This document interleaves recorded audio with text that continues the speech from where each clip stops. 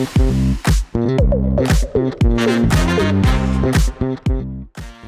intern to owner, Kristin now leads ECPR Texas, guiding organizations through storytelling, stakeholder strategy, and high-impact media.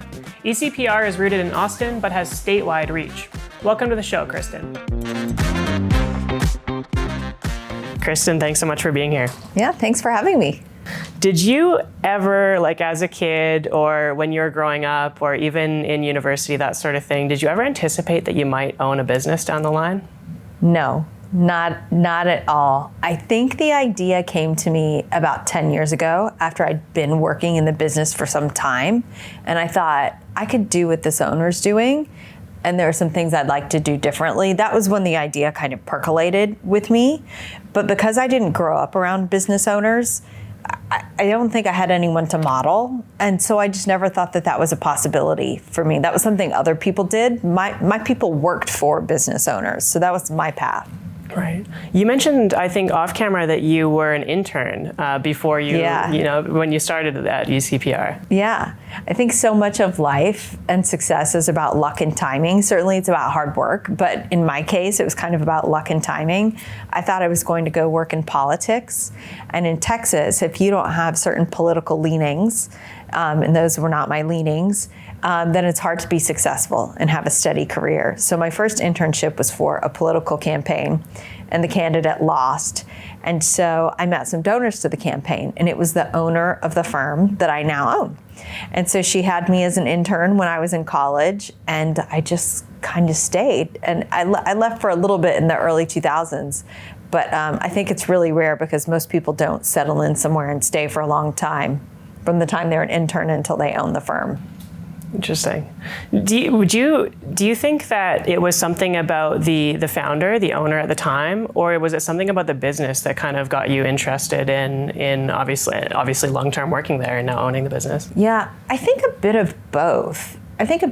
Because when I was first there were 3 partners, and I left for a little bit. I mentioned that because I didn't love the way all 3 partners worked. And I don't know where I got this boldness at the ripe old age of 24, but I told the partner I ended up working for, I said, if you end up splitting up with your partner, call me back and I'll come back and work for you, which again, I don't know where I got the nerve to do that or who I thought I was, but she did break up with the partner and then called me and I went back to work for her. So certainly this partner, the person I call the founder of the firm, she's a mentor to me. I looked up to her a great deal.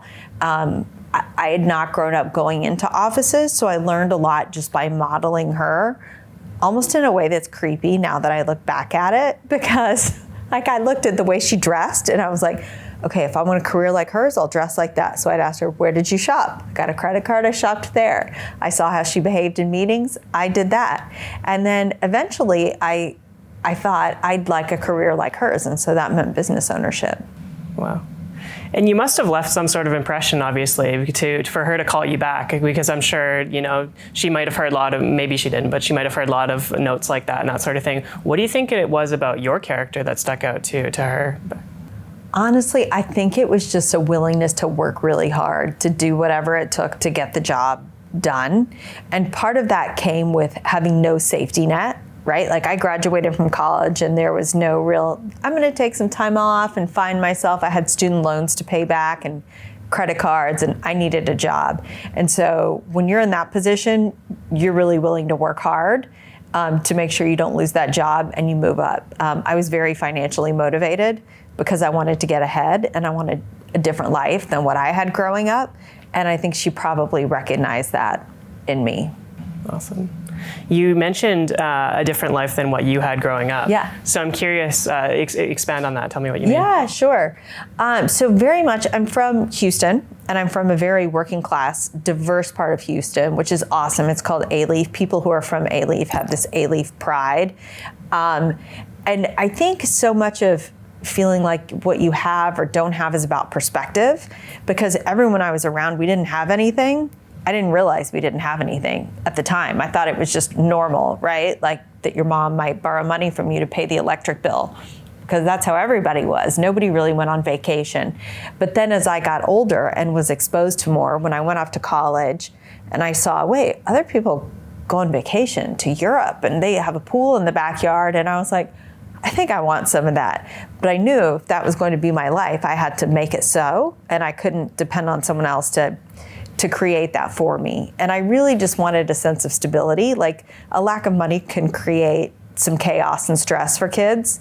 And I knew that was not what I wanted for my future. Awesome.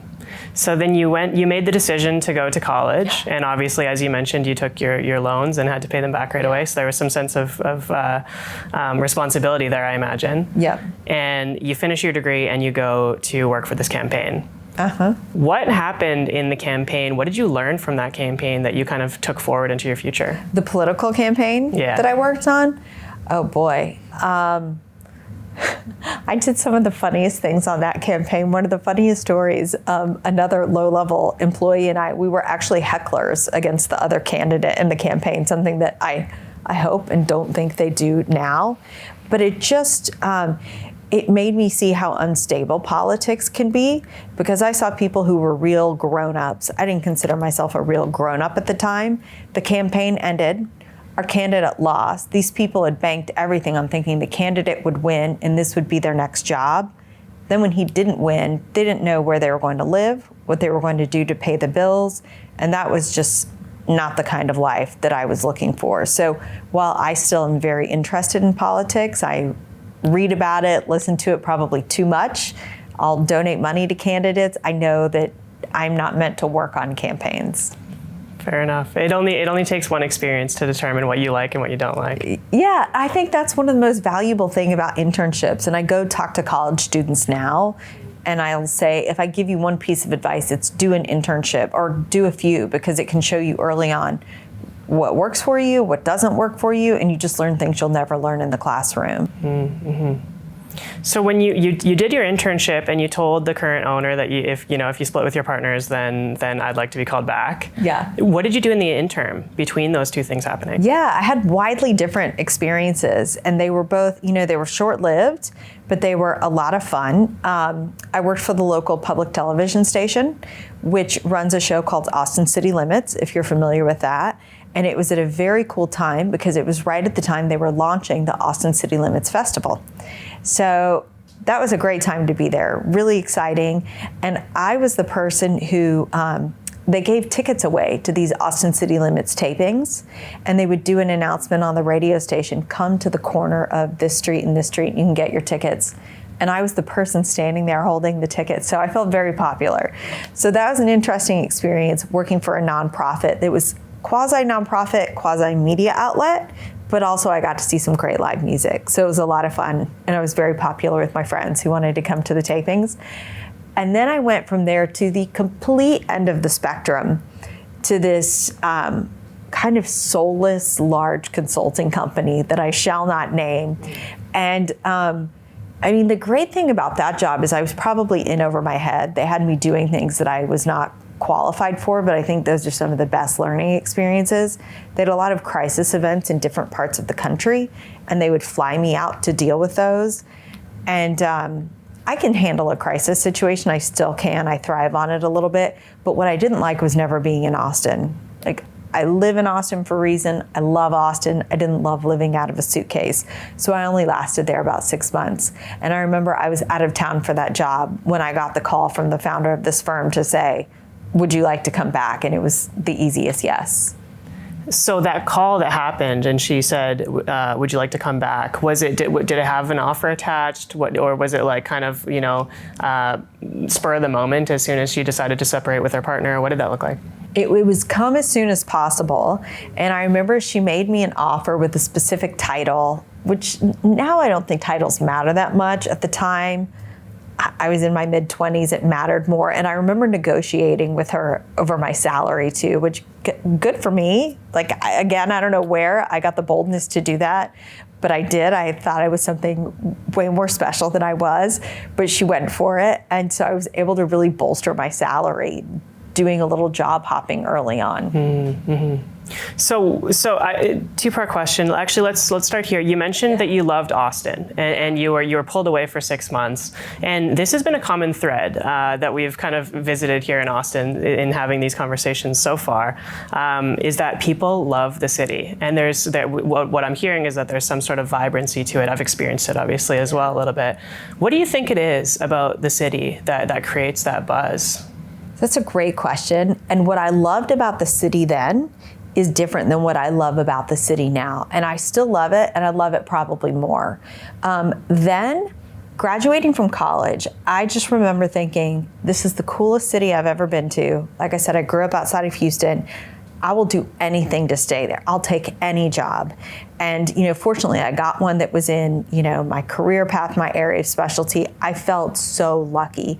What I loved about it then was like the nightlife and the live music and food and the outdoor beauty, just all things I felt like we didn't have in Houston, which Houston's grown up a lot. And I don't want to diss Houston. They have a lot going on for themselves. As I've grown up, and what I really appreciate about Austin now, is that if you want to get involved in Austin, Austin will open its arms to you and say, how can I help? How can I connect you? People will connect you with other people without asking anything in return. And I just love that about it. I go visit bigger cities, and I cannot imagine it's as easy to get plugged in and make a difference in your city in, say, Chicago or New York, LA, as it is in Austin. And I know some people bemoan the change in Austin. Obviously, we've grown up a lot as a city. Austin was a sleepy college town in the 90s when I came here. And it's changed a lot. I personally think that change is good. I think if a town is not growing, it's dying. We're certainly growing. I embrace that. I know some people have a challenge with that. But I still love Austin just as much now as I did then. I love it because it's been, good to me as a business owner. It's been a great place to raise a family. I've raised 3 children here.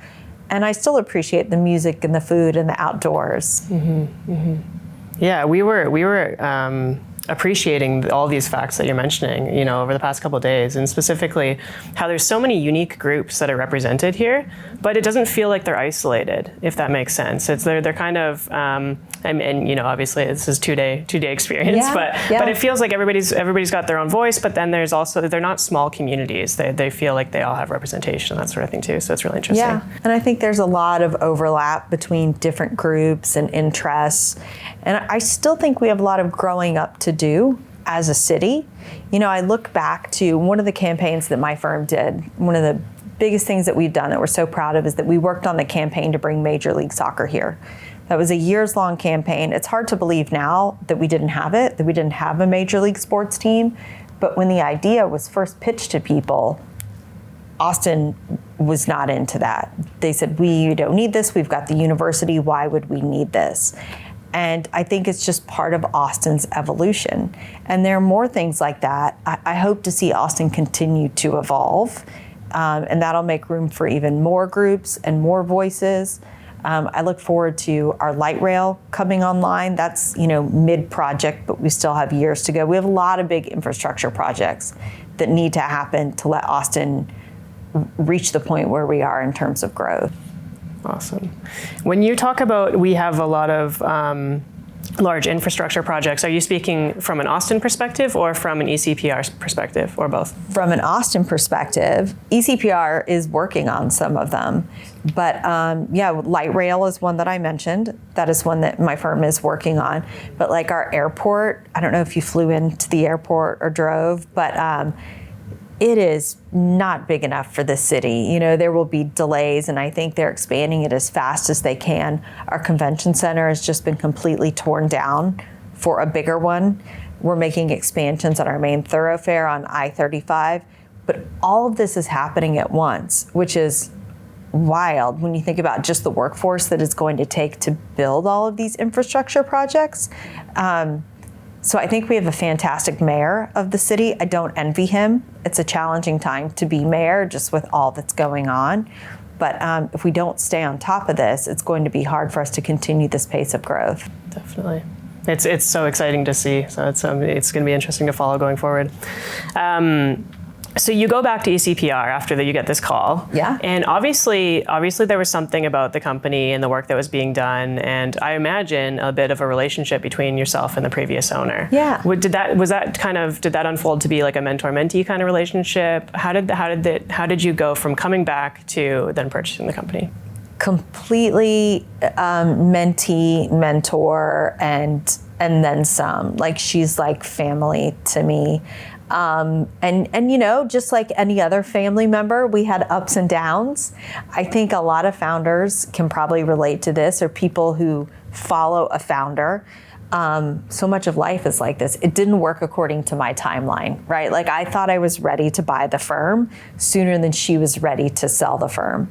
So there were some years that there was a little bit of friction there, where I thought, like, God, I'm so ready, like, just sell this thing to me. And she said, well, maybe I'll never retire. Looking back now, I see the timing was actually perfect for so many reasons. But she taught me so much over the years about how to run a business, about how to be a working mother, about how to be involved in your community and run a business, just more than I can even articulate. So I got very fortunate. I didn't have a professional mentor growing up. And so just having her fall into my life when I was 21, I got very lucky. Mm-hmm. Did you know going back that was going to be the relationship, or did it kind of just unfold that way naturally? No. I mean, to me at the time, it was a job. I had other things on my mind. I was getting married. I was going to have kids, and maybe I'd stay for a bit. Maybe I wouldn't. Who knows? I see a lot of young people now who are really good at thinking far ahead, planning long range. That was not my gift at the time. I think this is maybe typical of Southerners, maybe Southern women, but I felt like I had to check some boxes. I felt like I needed to get married and buy a house and have kids, and those were kind of priorities beyond long-term career goals. So I was focused more on those. And then it wasn't until I checked those boxes that I could really, all the while working really hard. Work was always a priority for me. But it wasn't until I checked those boxes that I thought maybe there's something more here. Mm-hmm. What do you think that maybe pressure is the wrong word, but this expectation is also the wrong word. This idea of checking those boxes, where do you think that comes from? Well, I think inherently I'm a planner, and part of that makes me great at what I do. I put together plans for clients, and part of that I think set me up for unrealistic expectations in life. You know, I have this plan, so I must stick with the plan. The hard part about that is life doesn't always work according to your plan. And it certainly did not for me. And so when that happens, it can really throw you for a loop. So I don't know if that was just something like in me. I don't think it was the way I was raised. I was a lot more into the plan and checking boxes than, there's nothing my family told me to do. This was just pressure I placed on myself. Awesome. Yeah. So you start developing this relationship with your previous owner. Her name's Elizabeth. Elizabeth, yeah. Awesome, thank you. And was there a moment, like a defining moment, that you can identify where you were like, hey, this is what I'm meant to do, or this is what I'm going to do? You know, I think there was a moment. I don't know if it was when I thought I was meant to do it, but where I really needed to step in. And it was kind of a dramatic moment. I'd given birth to my 2 children. I have twins. They're almost 20 years old now, so that's how long ago we're talking. And I remember I was on maternity leave and I was watching the news. And her husband was a public figure. He'd been the mayor of our city and a county commissioner, just beloved. And he had been in a really terrible bike accident and had a traumatic brain injury. And I saw this and knew she was going to have to go and take care of him. Like, we didn't know if he was going to live or not.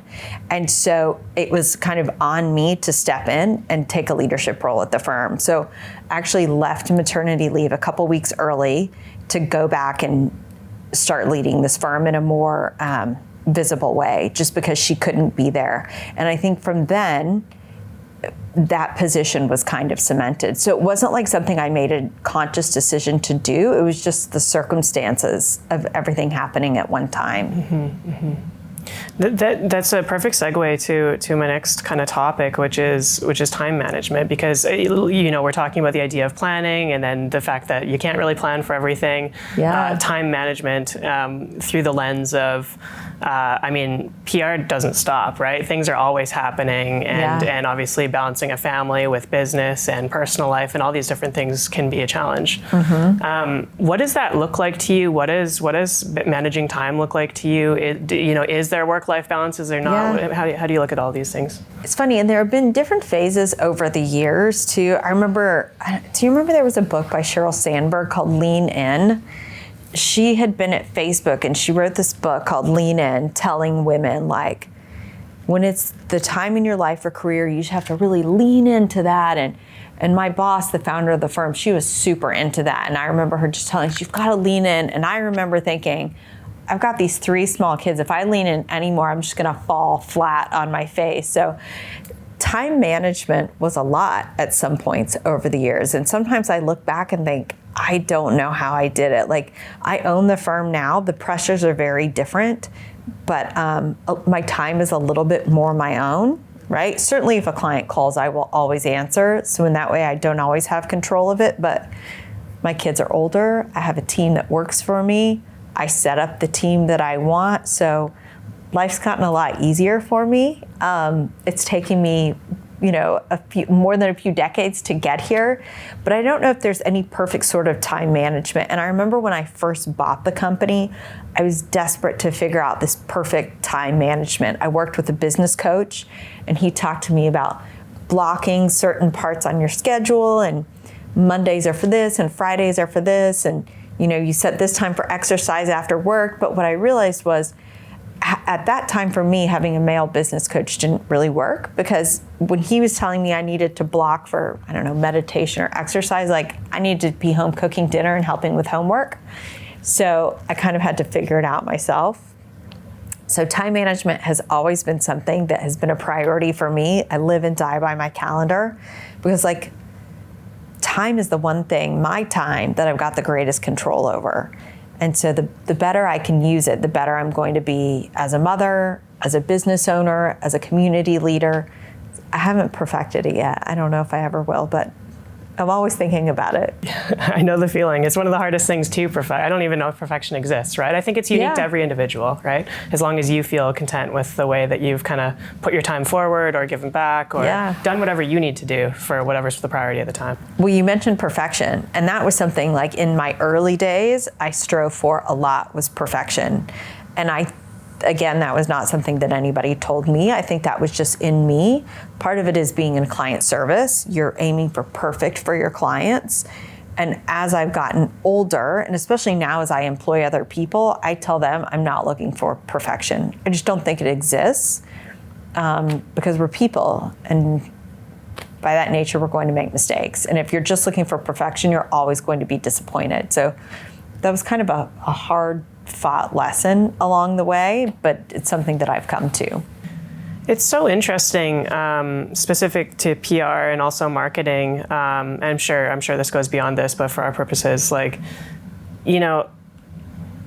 these, as you mentioned, people make mistakes, and we're in the business of people, realistically, but for some reason that doesn't translate to a lot of people in the sense that they expect everything to be perfect. How do you manage when mistakes are made, whether it's in your control or not, because they do, and realistically the communication around that? Mm-hmm. Well, there are mistakes in 2 different ways, right? So if it's a mistake that I've made or a team member has made, I will always tell team members, just tell me and we can work through it together. The mistake that we can't work through is if you try and cover it up, then it makes it bigger. I also think that's why relationships are so important. My career is built fully on relationships. I went to Texas State, which was then Southwest Texas in San Marcos. It's like the stepchild to the University of Texas. I'm never going to profess to be the smartest person in the room, but what I'm really good at is building relationships and sustaining them. And I think when you have a bank of goodwill with people in a relationship, when that mistake happens, then they're going to be a little bit more forgiving and you can work through that mistake together. Now, there are also mistakes on the sides of clients making mistakes. And sometimes they come to us when they've made mistakes and say, help us with this. And I think the best thing we can do for them then is to be a voice of calm and honesty for them. And this is what you're really looking at. And I'm going to just give it to you straight as to what I think you should do. Like, I'm not the firm that you should come to if you want someone to spin you out of a situation. I just never think it's going to work out well. And there are firms that I'm sure will do that, but that's not us. Yeah. Awesome. It's so important to have those boundaries with your clients. I'm sure they appreciate that out of you, right? Like, sometimes people want to be told to be spun out of a situation, as you mentioned, and other times, realistically, probably the benefit longer term is being told the truth. Yeah. Because the truth always comes out. That's it. It really does. So many of our clients have been with us a really long time. We've had clients as long as 20 years or more, which I think is pretty rare in the creative services business. And I think part of it is because of that relationship nature of our business and our clientele, and just because that we're honest with each other. Yeah. The core of any relationship, right? Yeah. You mentioned earlier that the challenges have changed from when you were an employee to a business owner. Yeah. And a lot of our listener base are, some people are potentially thinking about kind of taking that change from being an employee to starting their own thing. Can you walk me through what some of those changes may have been, and maybe focus a little bit more on the ones that aren't as obvious, the unexpected ones that you couldn't have foreseen? Yeah, sure. Well, first of all, I just want to say it's really gratifying, especially if you've been doing the same thing for a long time, like I'd been. I was good at a skill. I was good at communications and public relations and client management, and that was how I got to where I was. So to get to do something different and to use a different part of my brain after over 20 years, that was a lot of fun.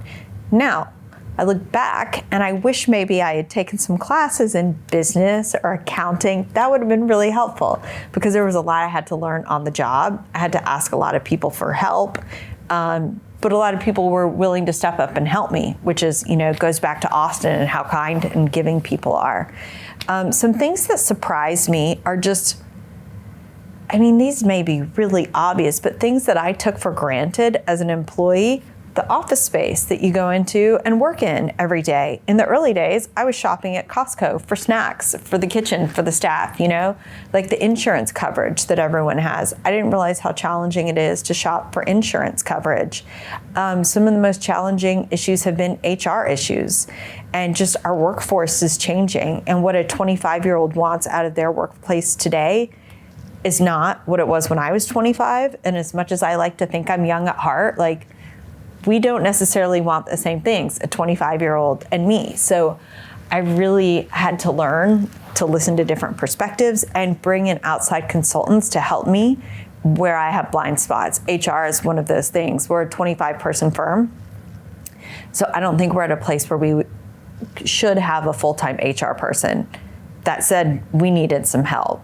Because one of the things I heard early on was, if I have a problem with another employee, I don't feel like I have anyone I can tell where it's confidential. So we remedied that fairly quickly. But just working with people as employees is always going to be gratifying and challenging. That was a big learning for me. It's one of my favorite parts of the job, but then ask me on another day and I'll say it's one of my least favorite parts of the job. Totally. Because it's always changing, right? It's ever changing. You're dealing with different people, different personalities, all of these different things which become their own an innate challenge in themselves. For sure. And people come with their own baggage, right? They come with maybe childhood trauma or something from their last work experience. I may not know it as their current employer, but I'm getting the whole person. As much as we say, compartmentalize, leave that part of yourself at home. That's not realistic. We're just one person, and that one person shows up at work. Yeah, totally. You were talking a little bit about some age differences, like what what it was when you were 25 is different than now. This is an interesting topic that I'd like to dive a little bit into, because what do you think those changes are? What and where do they stem from? Oh boy, that's a great question. And it's so funny because for so long I felt like I was the youngest person at the table, and I was trying so hard to appear older than I was, because when you're in a consulting business, someone who could be your parent doesn't necessarily want to take advice from you when you're 25 years old. So I would think, oh, when I'm older, this is going to get so much easier. I hate being this young. And then I felt like I blinked, and now I'm the oldest person at my firm. And I'm like, how did this happen so quickly? But so at 48, I am the oldest person at my firm. And on the one hand, I love working around younger people. Like, they bring me new ideas and energy. And so I really do appreciate that part of my job. But I think younger people today are better about asking for what they want and setting some healthier boundaries. I look at myself when I was 25, I pretty much worked and then went home and had a microwave dinner and got up and did it all again, over and over and over. And that was what was expected and what it took to get ahead. I mean, COVID was obviously horrible, but I think one of the things that came out of it is that it shook up the workplace and it gave people permission to ask for what they wanted. And we've had to change our workplace because of it. And I think it's for the better. You know, we're not in the office 5 days a week, and that's perfectly okay. We're there 3, and that's a great balance for us. The thing that I have to tell the younger employees too, because I have a lot of really hard driving, high achieving employees, is that they can't look to get everything out of their job. Like, not everything in their life will be satisfied from their job. Sure, they might make friends there and there might be interest, but I think it's so important to have hobbies and interests outside your job, because a job just can't fulfill everything. And I think I learned that the hard way, because I just poured everything. It was my job and my children, and that was pretty much it for me. So if I can help some of the younger people learn lessons from my experiences, I'm glad to do that. Yeah, definitely. You said you learned that the hard way. Mm-hmm. What do you mean by that? Oh boy. So I remember I went to a group, I don't know how many years ago it was, and people were talking about, oh, well, what are your hobbies? And I was like, oh shit, I don't have any hobbies. I've got my kids and I've got work. And so I had to be a little intentional about, like, I need to carve out some time to do some other things, because the job is not always going to be there. Your children are not always going to be there, you know? And I mean, and really, my job, once I really got into the job and realized I was good at it, that fueled me a ton. I loved the positive feedback I got from it. I loved that I was kind of climbing the ladder. I was getting paid more for it. It allowed me to provide for my family in a way that I hadn't growing up. But also, it definitely took a toll on my personal life too, and I ended up getting divorced. Would that have happened if I wasn't, like, so focused on the job? Who knows? And, like, I think all things happen for a reason, and we're all in a good place now. But I also, like, that's something I would look back and tell a young person too, is, you know, make time for your life outside your job. Mm-hmm, mm-hmm. Does that advice come with any, you know, I guess maybe a broader question might be, how do you go about setting boundaries now and ensuring that you do set aside time? Because it's so easy to fall back into that trap, even with that intention, right? You might have the best of intentions, but, you know, somebody calls and all of a sudden you're here for an extra hour. Uh-huh.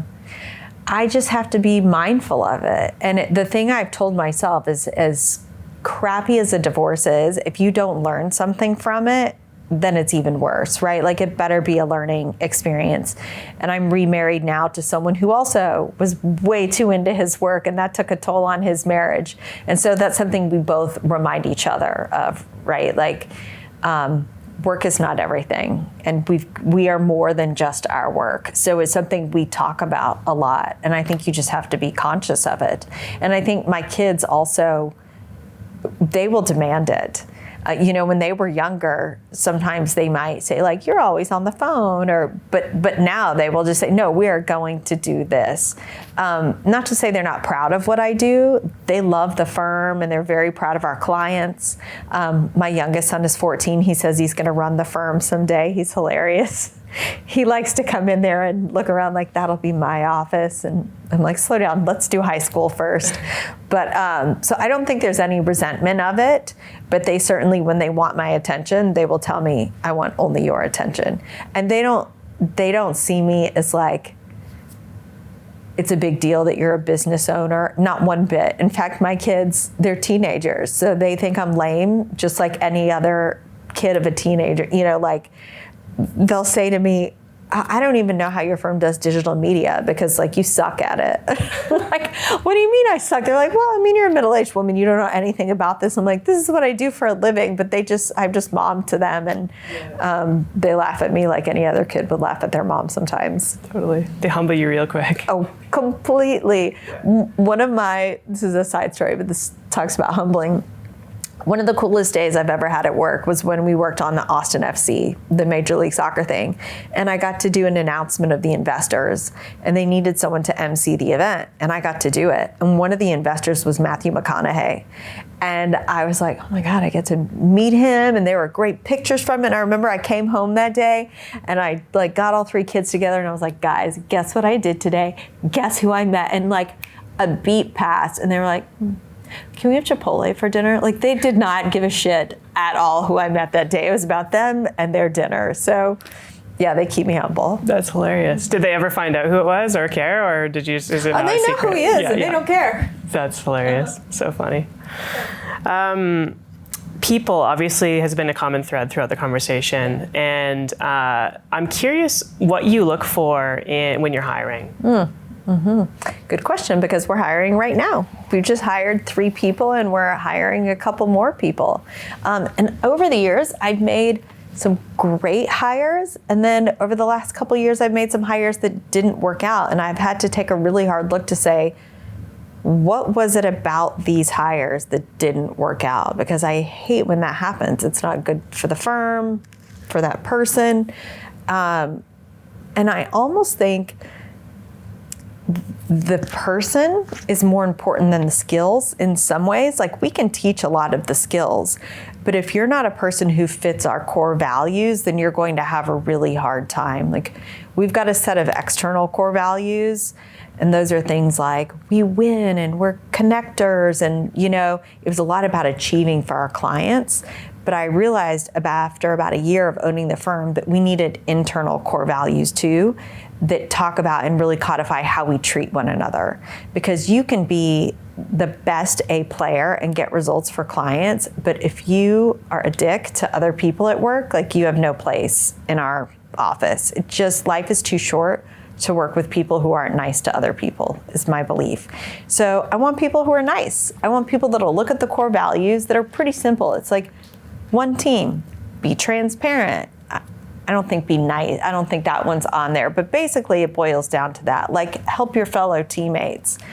So I want people who are willing to do that, who are continuous learners, who are humble, and who have a real vested interest in our community, because so much of what we do is rooted in Austin and Central Texas. And I also think you have to have a heart for client service, because sure, we're creative services, but we're also client service. And if you don't get a real high or joy out of achieving something for your client and seeing your client happy, this isn't the business for you. Totally. I love that idea that you mentioned about hiring for people first and skill second, because the hard skills can be taught, right? That we're taught that in college and whatever the case, throughout life, that's what you learn. But I think there's this shift happening. Maybe we're talking about the same timelines from when you were 25 to now, right? But that it is about the people, and funny enough, even the relationships within the business, right? Like yourself and your clients, that sort of thing, are far more people oriented than performance oriented. Yeah. Not saying performance isn't important. Yeah. But yeah. It is, but there are a lot of choices. There are other PR firms in town that my clients could work with, but they choose us. And I like to think they choose us because we're really good at it, but I do think it's more than that. I think it's because they like working with us. Definitely. Yeah. I noticed, and you mentioned this just now, but that on the front page of your website, the first thing you see is connector. Mm-hmm. That's a conscious choice, I imagine. Yeah. What does that mean to your clients? What do they perceive when they see that? So we are always looking for opportunities to connect our clients with each other within the city, because we think that's the way you can make something bigger if you're willing to do it with other people. Those have been some of our biggest wins, is when we've put things together. And because our clients span a number of industries across the region, like, our golden thread is not like, oh, we work in tech or we work in hospitality. It's that we work throughout Texas and really central Texas.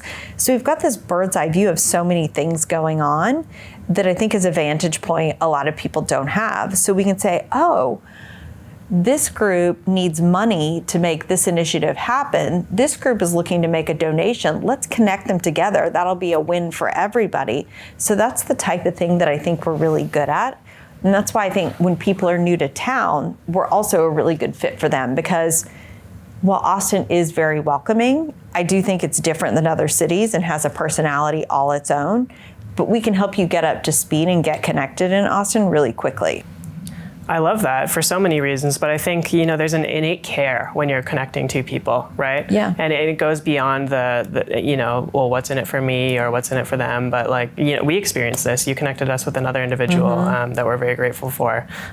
So it's clear that it goes beyond the fancy buzzword on the website. I find it to be really gratifying too. When I think about things that are still fun for me about this job, that really give me joy, connecting people in a way that becomes a win for both of them, that makes me really happy. I've heard of some people where the business model is, I'll refer something to you, but I'm going to get a cut. I would never do that. Maybe I'm leaving money on the table, but it's just something about that feels icky. We were looking at moving into another market, expanding into another market, and we reached out to a contact there, and she said, yeah, I'll introduce you to some people, but that's really something I charge for. And we were shocked. I was thinking, is this normal? Are we the ones that are outside the norm for this? And maybe we are, but that's not how I choose to do business. And we ended up not working with her, so. I can imagine why. You just said one of the things that you really enjoy about what you do, and I'm curious because that value changes over time, right? Why you started doing what you do might be completely different than what you do now and why you do it now. Yeah. What are those things that keep you, excited to go to work every day? Yeah. Well, we get. I don't know if I told you this when we spoke before. I feel like we get to work with the good guys. Organizations, companies that are leading, whether it's in industry or the community, that are making a real tangible difference. I can drive around this town and say we touched that, and it's really gratifying and something I'm so proud of. So that's one thing that gives me a lot of joy. Working with my employees also makes me so happy because I truly like them all as people, and at the size we are, which is 25, I get to know a little bit about each of them, as people. That may or may not be my job as an employer, but I just can't help it because I'm interested in people. And so that's one of the things I struggle with as an employer and as a business owner is how big do we want to get? Because if we were 50 people, that would be very different. I wouldn't know everyone, and I think that might take some of the fun out of it for me. Fascinating. It's interesting because I fully agree with you. We're a significantly smaller team than you are, but I really appreciate the in-depth relationships that we have with our clients, our vendors, and our staff. And I think that's something that I really value, similar to you. When you're thinking about growth and progression in future and maybe exit, whatever that looks like for you, what are the considerations, specifically from a team size? Is that, you mentioned that you were thinking about expanding. Is that something that's now off table for the same reasons? What does that look like? So that particular market is off table just because we did our due diligence and it didn't look like a great fit. We've expanded a ton since I bought the firm, just revenue-wise, employee-wise, because of a couple reasons. One, we really expanded into the digital space, which seems like a no-brainer. You've got to do that in this day and age, but we made a great hire and we're building a team there, but also doing public work. I got some certifications early on that allowed us to do work with public entities like the light rail group that I mentioned to you, or the city of Austin, or the mayor's office. That's been completely new for us in the last few years. So when you've been around a long time, it's always nice to do something new. But that also, you can see your fingerprints on a lot in the community. But that's been a big area of growth for us as well. So, our revenue is probably, in the last couple of years, grown by over $1 million a year. without expanding to a different market, just kind of going deeper in our current market. And I can't say that I have a plan and how big I want to be, but some considerations that come to mind. I mean, I want to keep doing this for a while. When it is time for me to move on, because I think it's good to know when to leave the party, right? Like this is not an older person's industry. Things change all the time, and I never want to be that owner where people don't want to invite them to client meetings because they're saying irrelevant things. So I like to think I'm pretty self-aware. I'm not there yet, but who knows when I'll get there. But I want to pass this along like it was to me. Like this firm being sold to me was the greatest gift. And I was able to take out a small business loan and buy the company, and the company makes those payments, and I'm going to have an amazing asset at the end. And I would like to do that for the next generation. I will never sell to a larger firm or private equity or have shareholders. That's just of no interest to me at all. The challenge is, if I get too big, could someone in the next generation of the firm be able to buy it? So that's kind of a balance that I look at with my director of finance. Well, maybe it'll be your son and you don't have to worry about it.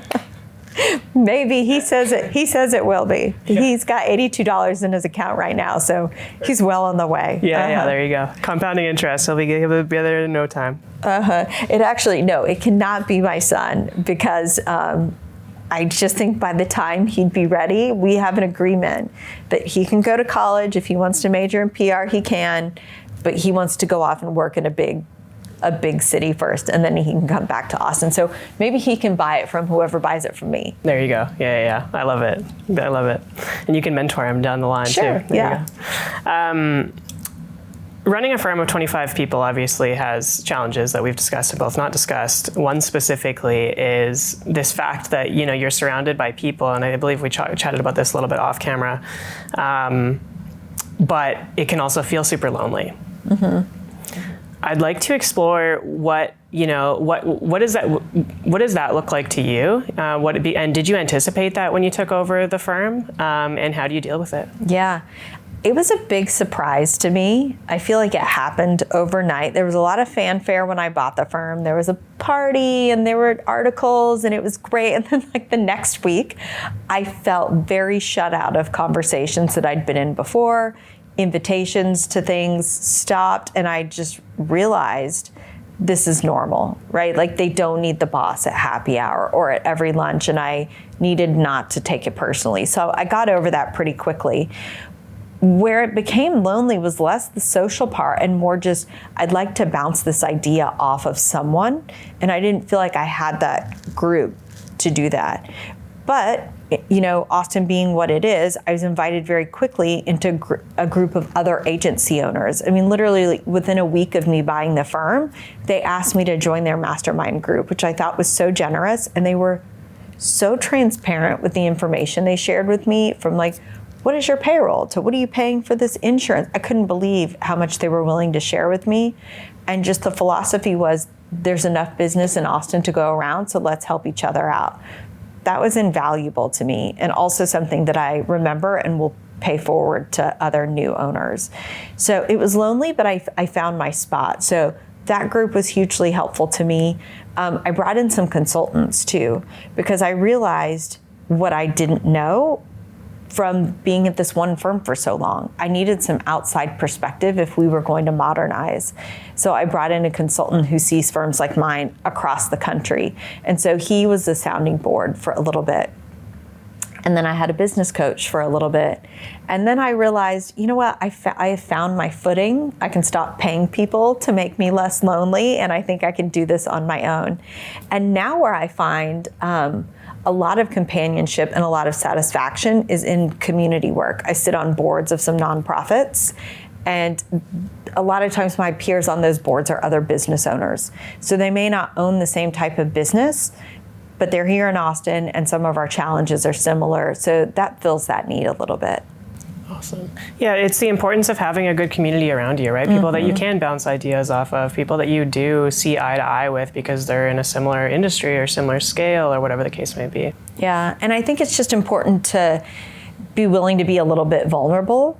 In PR, I think there can be a temptation to say everything is perfect all the time. And I mean, any business owner will just say that is not the case. And if you're willing to let your guard down a little bit, it's interesting how much other people will do that too. And I found that to be really helpful.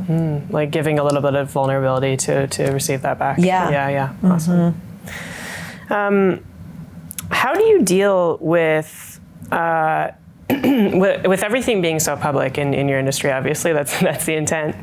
How do you deal with negative feedback or negative press or negative reviews? Just these things that are bound to happen just because people disagree for the sake of disagreeing or for whatever reason.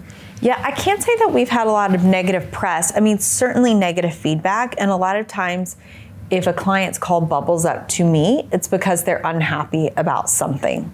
And so I'm not going to say we get that a lot, but I'm fairly good at it just because I've been doing it for a lot of years.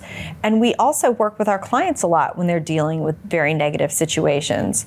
And I think at the end of the day, people really just want to be heard. And if you can really listen to people, that's, I think, what's hard about our society a lot right now is we don't even want to listen to people who have a differing viewpoint. And I get it. I can be guilty of that sometimes too. Like, I'm not going to go turn on a certain news channel because they have a different opinion than me. But in real life, I just think listening is so critically important. Do you think that listening, I couldn't agree more. I think listening is the way to make decisions, first of all, but also like you can't do something well if you don't understand the situation, right? And that kind of threads into a lot of the different conversations today. But do you think that is a tool or a piece of why your firm is successful, is because you listen first? I think it is, and I think it comes with the maturity of the firm, because I think when you're younger in it, at least for me, 20 years ago, I felt like I had something to prove. And maybe when I should have been listening, I was thinking about what I was going to say next so I could sound like the smartest person at the table. And as you get more comfortable in your own skin, you realize, first of all, the value of listening. Second, that you don't have to have an answer for everything immediately. It's okay to say, you've got a really thorny issue. Let me think about it, put my head together with some other people and come back to you. But I think that it takes a little time and experience and confidence to get to that. Definitely. What are some of the things that you've learned along the way over the past 20 years since buying the firm? If you were to go back and speak to yourself, the age-old question, and give yourself a few pieces of advice, what would that be? Yeah. Well, one of them we talked about just a little bit, and that's the fact that you can have the best plan, whatever it's for your life, for a client project, and it's just not going to go according. You cannot control everything. And as soon as you let go of the idea that you can control everything, things will go more smoothly and you will be happier. So I would love to tell my 20, 25-year-old self that things won't go according to plan and it will still be okay. That's the first thing. My life when I was, even I'm 48, 15 years ago, I was a married mother of 3 boys living in the suburbs. And then in the blink of an eye, I was divorced with 2 sons and a transgender daughter, and COVID was happening, and I was laying people off, and it was very much a whiplash thing for me, but I think I'm so much better for it. I'm more empathetic, and it's just made me see change is inevitable, and you can handle any kind of change if you're just willing to be open to it and not rigid in this plan thinking. Yeah. And you must experience that on so many different levels in PR because things change so fast, right? And yeah, but I think people expect that, right? You expect your industry is going to change. You expect especially communications will change. People consume their media differently. At least for me, I thought the industry will change. My personal life, I've got that buttoned up and figured out. I know what that looks like in 20 years. So it was the changes that I wasn't expecting that kind of threw me off a little bit. Yeah. Speaking specifically to change, I mean, there's so much tech and AI. I mean, this is a huge conversation, obviously, right now. I'm curious as to how you are maybe implementing these technologies or how you're leveraging them to, not lean on them overly, where to the point where you're not doing your own work, obviously. But what does that look like for you? A year ago, I would not have said this, but I love AI. It's made us so much smarter and better at what we can do. Just from like even analyzing the finances of the company, things I never would have thought of, to, I think when people think of AI, especially for a PR firm, they think, oh, well, you're just not writing original content anymore. You're having AI write everything. And if that's all you were using AI for, like, what a waste. That's only skimming the surface. Sure, it can be a great thought starter, but I think it's just so helpful with analysis. I've used it to deal with some of the thorny HR issues internally, almost as a thought partner. So it's been great in more ways than I ever could have imagined. And we've invested in it like financially pretty heavily, and it's something I'll keep doing again and again. We've used it so much, I think when we renew our contract, it's going to go up a lot. I've got to think it will, because we use it so much. We actually have named our AI partner. Her name is Liz, which is short for Elizabeth, our founder. Oh, awesome. And we talk about Liz like she's an employee and she's always going to get employee of the quarter, because she's like the best and never lets us down.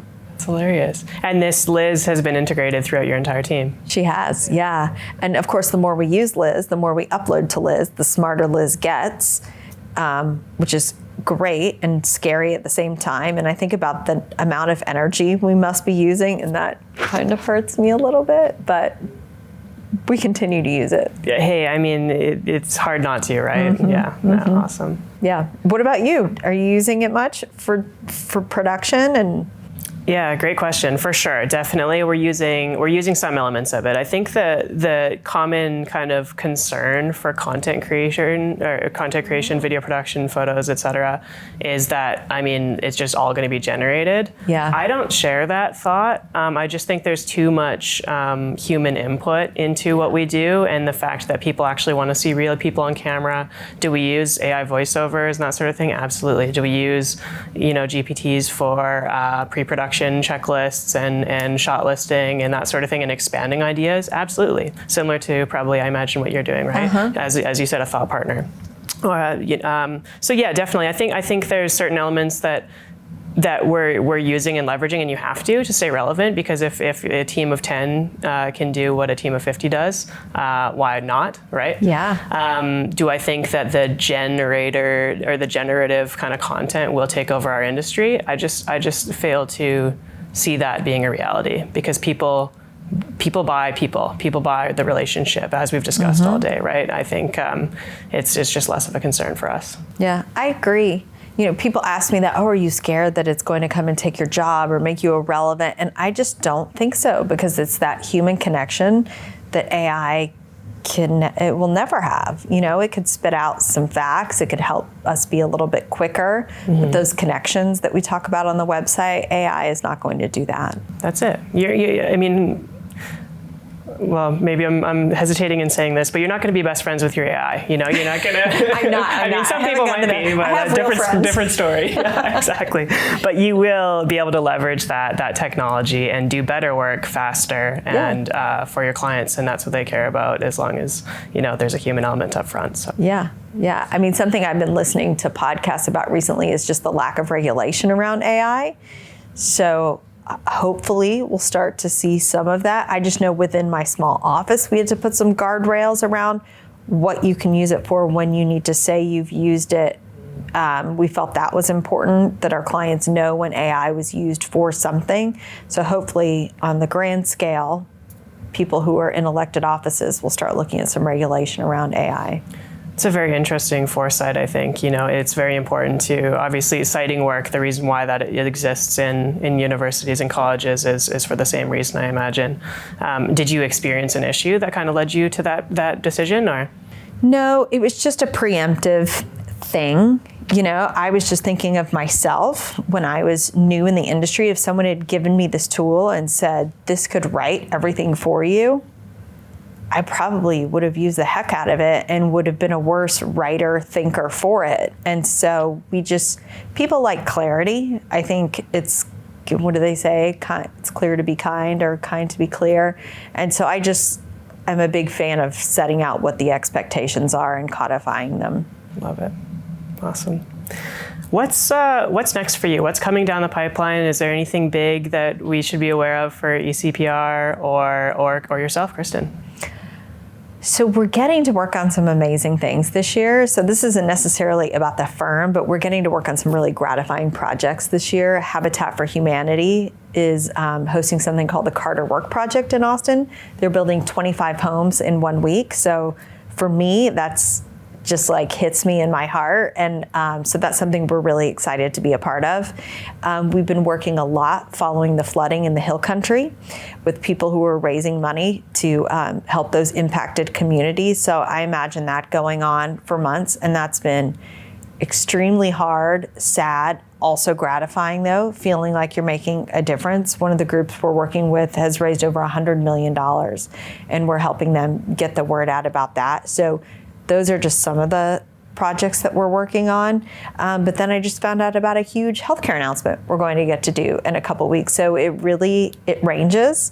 In the short term, I'm looking forward to getting both of my twins back to college so I can get some sense of normalcy back in my home.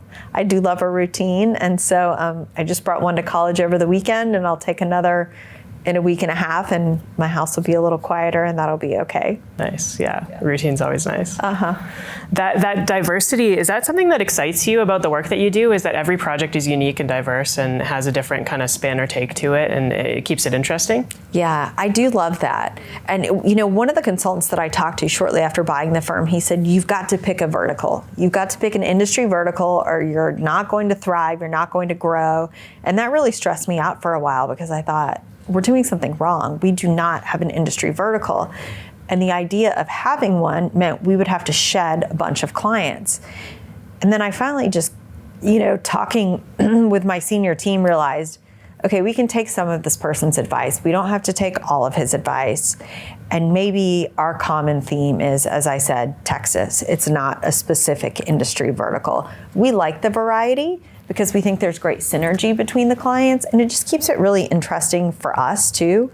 I think, when you go into communications, you could work in an agency, you can work in-house, and I did in-house for that short stint early on, and I just think that would have been a little bit boring for me, because I bet there's a sameness year after year, and I can get bored easily.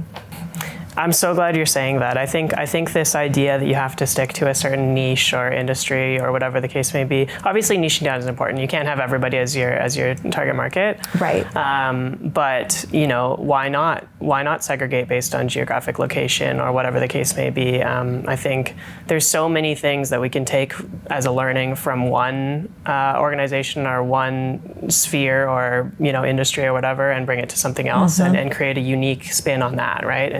And realistically, people hire us for, both of our industries, for something that's unique, and the fact that we can do it differently than somebody else can.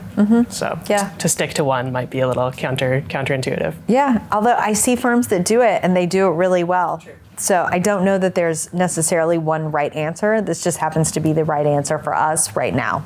Awesome. Kristin, where can we send people to follow along, what you have coming up, and your websites, your socials, all those kind of things? Yeah, ECPRTexas.com is a great place to go, and you can get our socials from there. Awesome. Thank you so much for coming. Really appreciate our conversation today and spending time with you. I appreciate it.